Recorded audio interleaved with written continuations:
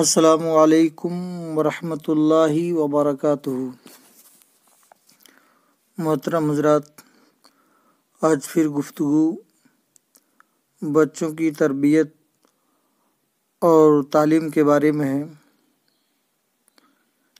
میں نے کہا تھا اس سے پہلے والے ایپیسوڈ میں کہ جس طریقے سے تعلیم کے اندر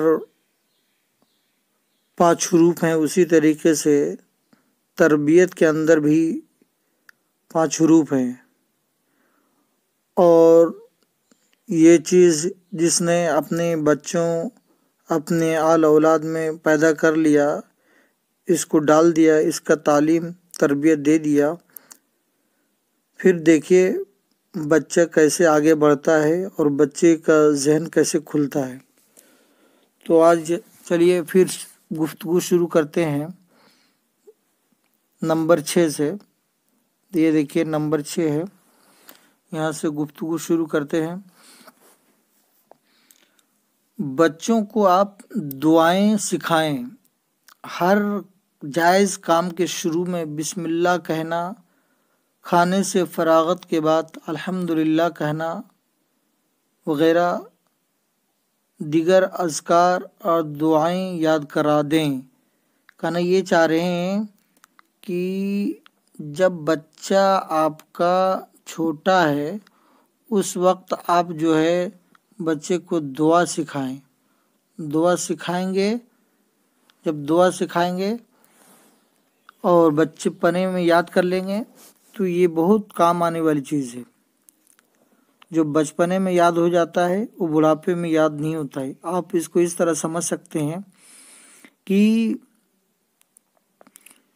آدمی جب بڑا ہو جاتا ہے اور اپنی ضروریات زندگی کے مسائل میں، کمانے کمانے میں، اپنے گھر والوں کی پال پوس پرورش میں جب لگ جاتا ہے تو پھر اس جانب دھیان نہیں دیتا ہے۔ اب دیکھیں جو پڑھائی چھوڑ چکے ہیں، مکتب یا مدرسہ نہیں جاتے ہیں، گاؤں کے مدرسے میں یا باہر والے مدرسے میں جہاں پہ بیرونی باہر کے بچے رہتے ہیں وہاں نہیں جاتے ہیں، تو ان کو جو بچپنے میں سورہ یاد ہوا وہی یاد رہتا ہے، پھر نئے سرے سے بہت مشکل ہوتا ہے یاد کرنا۔ اسی لیے 6 نمبر کے ذریعے آپ یہ سمجھیں کہ بچے کو دعائیں یاد کرنا، بچے کو ہر کام کے شروع میں بسم اللہ الرحمن الرحیم پڑھنا، کھانے سے فراغت کے بعد الحمدللہ کہنا، یہ سکھا دیں۔ یہ سکھا دیں گے تو بچے کے اندر بیٹھ جائے گا۔ جب بیٹھ جائے گا تو پھر انشاءاللہ پوری زندگی اس چیز کو فالو کرے گا۔ پھر آگے چلتے ہیں 7 نمبر میں۔ یہ دیکھیے 7 نمبر ہے۔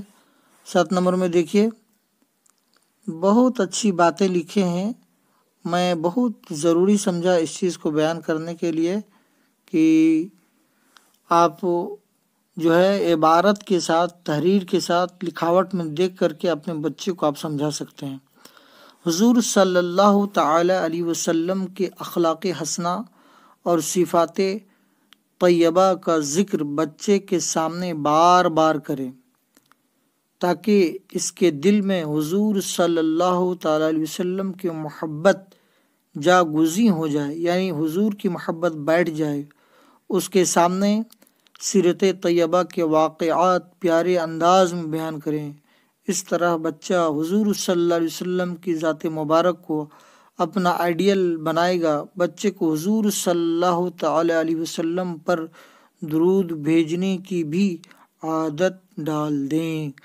کہنا یہ چاہ رہے ہیں کہ حضور صلی اللہ علیہ وسلم کے اخلاق حسنہ کیسے تھے، حضور کیسے نرم دل تھے، حضور صلی اللہ علیہ وسلم ایک دوسرے کے لیے کتنا خرچ کرتے تھے، حضور صلی اللہ علیہ وسلم ایک دوسرے کو کتنا نوازتے تھے، حضور صلی اللہ تعالیٰ علیہ وسلم جو ہے کھانے کے بارے میں کیا ادب بتائے ہیں، پانی پینے کا طریقہ کیا بتائے ہیں، زندگی گزارنے کا طریقہ کیا بتائے ہیں، اور حضور صلی اللہ علیہ وسلم پر زیادہ سے زیادہ درود پڑھنے کی عادت آپ بچپنے میں بچے کو لگائیں گے تو انشاءاللہ وہ پوری زندگی اسی طریقے سے گزارنے کی کوشش کرے گا اور درود کو صدق دل سے ضرور پڑھنے کی کوشش کرتا ہے۔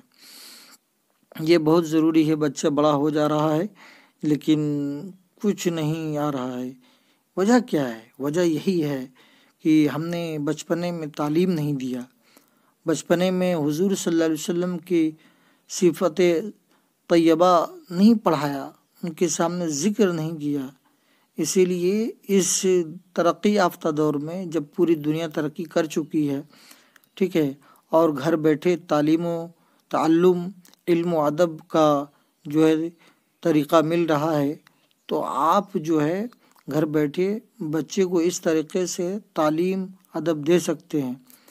چلیے پھر آگے بڑھتے ہیں، اور 8 نمبر، کتنا 8 نمبر ہم پڑھنے جا رہے ہیں۔ 8 نمبر میں دیکھیے کیا لکھا گیا ہے بچے کے تربیت اور تعلیم کے بارے میں۔ اچھا، ایک بات یہ بھی ہے کہ آپ جانتے ہیں کہ علم اور ادب بھی دونوں بھائی ہیں۔ جس طریقے سے علم میں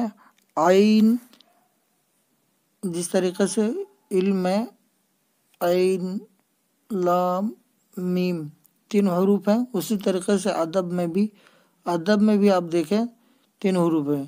یہ دیکھیے الف دال با، ادب میں بھی 3 حروف ہے۔ اس سے پتہ چلتا ہے کہ علم جہاں ہوگا وہاں ادب ہوگا، اور جو ادب والا لڑکا ہوگا، مہذب بچہ ہوگا، قرینی کا بچہ ہوگا، وہ علم ضرور سیکھا ہوگا۔ دیکھیے 8 نمبر قضا اور قدر کا عقیدہ بچے کو سمجھا دیں کہ اللہ جو چاہتا ہے وہ ہو جاتا ہے، اور جو وہ نہیں چاہتا وہ خود نہیں ہو سکتا۔ سب کچھ اللہ کے قبضہ قدرت میں ہے۔ کہنا یہ چاہ رہے ہیں کہ اللہ رب العزت نے اس دنیا کو بنایا، اور پاک پروردگار عالم نے جو ہے اس دنیا کے نظام کو بھی بنایا، اور دنیا میں جتنی چیزیں ہیں سب کو اسی نے پیدا کیا ہے۔ بارش ہونا، گرمی ہونا، ٹھنڈ کا موسم بہت زیادہ آ جانا، اور اسی طریقے سے زلزلے کا آنا، زمین ہلنا جس کو بھوکمپ کہتے ہیں، یا پھر جو بھی آپ سمجھیں کہ ایک آدمی غریب تھا مالدار ہو گیا، کوئی آدمی مالدار تھا غریب ہو گیا، ٹھیک ہے، کوئی آدمی بہت خوشحال ہے پھر ایک وقت میں وہ بہت غریب ہو گیا، کوئی آدمی بہت اچھا خوبصورت تناور ہر اعتبار سے اچھا تھا، لیکن ایک وقت ایسا آیا کہ وہ بہت زیادہ اپاہج ہو گیا، ہاتھ ٹوٹ گیا، پیر ٹوٹ گیا، ہے نا، آنکھ سے دیکھ نہیں پا رہا ہے۔ تو یہ ساری چیزیں اللہ کے چاہنے سے ہوتا ہے، لیکن یہ بھی ہے کہ آدمی سے جب اچھا کام ہو، نیک عمل کرے، تو یہ سمجھے یہ اللہ تعالیٰ کا فضل ہے، اور اگر آدمی برائی کرے، آدمی برا ہو جائے، تو یہ جانے کہ اس کے نفس نے شامت نفس سے سمجھے اس کے نفس نے اسے بہکایا اور اس آدمی نے برا کیا۔ قرآن شریف میں 30واں پارہ سورہ شمس میں ہے کہ اللہ فرماتا ہے قد افلح من زکاہ ونفسی وما فالہمہا فجورہا، یہ آیت ہے، پھر سے سنیں، فالہمہا فجورہا وتقواہا قد افلح من زکاہا وقد خاب من دساہا۔ کہنے یہ چاہ رہے ہیں کہ اللہ رب العزت نے انسان کو، نفس والے کو، دونوں چیز کا اختیار دیا ہے۔ فالہمہا فجورہا، فجور گناہ کا بھی اختیار دیا ہے، اور تقوی کا بھی اختیار دیا ہے۔ اب انسان اپنی عقل اور اپنے نفس سے جیسا عمل کرتا ہے ویسا اس کو ثواب ملتا ہے۔ تو دیکھیے اگر انسان اچھا بنا تو اللہ فرماتا ہے قد افلح من زکاہا، بے شک وہ کامیاب ہوا اور اپنے آپ کو پاک و صاف ستھرا کر لیا۔ یعنی اگر نیک بنا، نماز پڑھا، روزہ رکھا، حج کیا، زکوٰۃ دیا، بچے کو دین اسلام کی تعلیم و تربیت دیا، اچھی زندگی گزارنے کا طریقہ سکھایا، تو وہ نیک میں شمار ہو سکتا ہے۔ لیکن انسان کھاتا ہے، پیتا ہے، دارو پیتا ہے، نشہ کرتا ہے، برائیوں میں ڈوبا رہتا ہے، موبائل استعمال کرتا ہے، تو دن و رات جو ہے فلم بھی نہیں کر رہا ہے، تو اس طریقے سے وہ برا کیا۔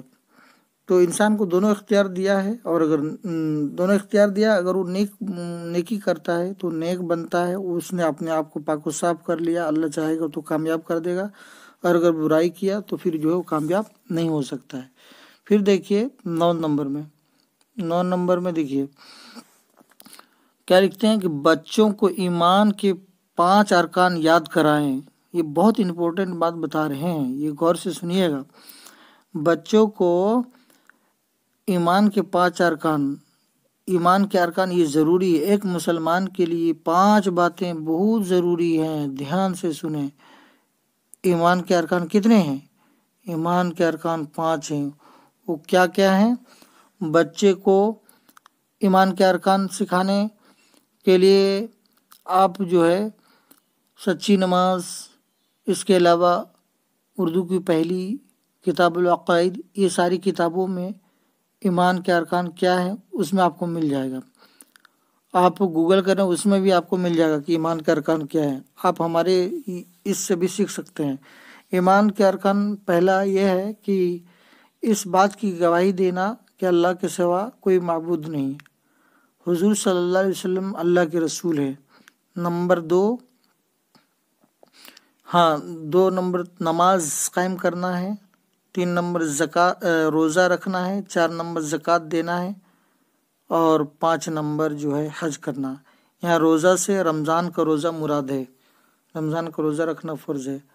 اور پہلی بات جو بتائیں کہ اس بات کی گواہی دینا کہ اللہ کے سوا کوئی معبود نہیں، حضرت محمد مصطفیٰ صلی اللہ علیہ وسلم اللہ کے رسول ہے۔ یعنی ہم لوگ جو پہلا کلمہ پڑھاتے ہیں اس کا ترجمہ پڑھا دیں گے تو ایمان کا یہ پہلا ارکان جو ہے بچے کے ذہن میں بیٹھ جائے گا کہ ایمان کا پہلا ارکان اللہ کے سوا کوئی معبود نہیں، حضرت محمد مصطفیٰ صلی اللہ علیہ وسلم اللہ کے رسول ہے۔ پھر چلیے 10 نمبر، یہ دیکھیے 10 نمبر ہے۔ 10 نمبر میں بھی بہت امپورٹنٹ بات بتائی گئی ہے، اب دھیان سے سنیں۔ عقیدے سے متعلق بچے سے سوالات کریں، مثلاً اس سے پوچھیں کہ تمہارا رب کون ہے۔ بے شک یہ ہونا چاہیے، یہ چیزیں نہیں ہیں، یہ چیزیں نہیں ہوتا ہے، پوچھنا چاہیے تمہارا رب کون ہے، نمبر 1۔ نمبر 2 تمہارا دین کیا ہے، نمبر 3 تمہارے نبی کون ہے، نمبر 4 ہمیں کس نے پیدا کیا، ہمیں کون رزق دیتا ہے، کون ہمیں رزق دیتا ہے، کون ہمیں کھلاتا ہے اور ہمیں بیماری سے شفا یاب کرتا ہے، توحید کیا ہے، شرک کیا ہے، کفر اور نفاق کیا ہے، مشرک اور منافق کا انجام کیا ہے، وغیرہ۔ یہ ساری چیزیں ہونا چاہیے۔ انشاءاللہ الرحمن